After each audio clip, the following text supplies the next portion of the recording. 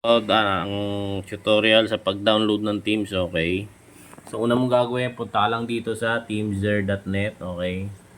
Pag nandiyan ka na, okay, browse ka lang ng mga Teams, madami dyan. Maraming pagpipilian. So, halimbawa, ito napili mong ito napili mo, yan. Click mo lang yan, tapos download. Pag na-download mo na, okay, click mo lang yan. Then, punta ka dito sa switch na. Gawin mo, hold R. Mag-launch ka ng any game. Huwag mo bibitawan yung R button na.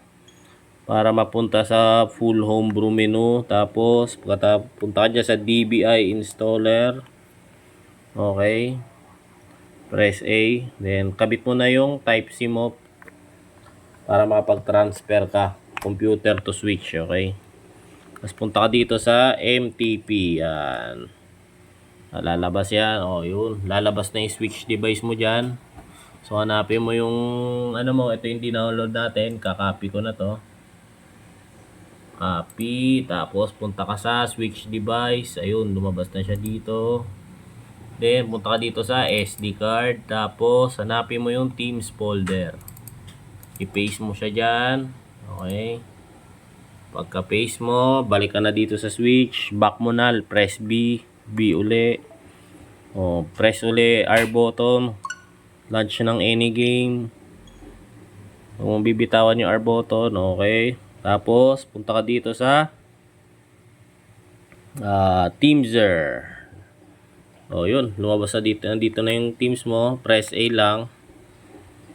Okay. Yun. Okay na. Tapos, reboot. Okay.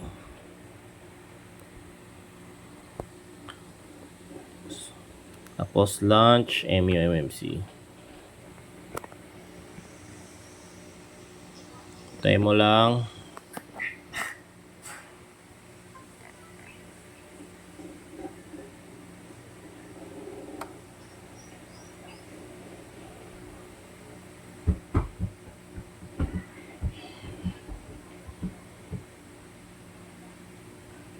Yun, press A lang. Yun, may Teams na. Ganun lang.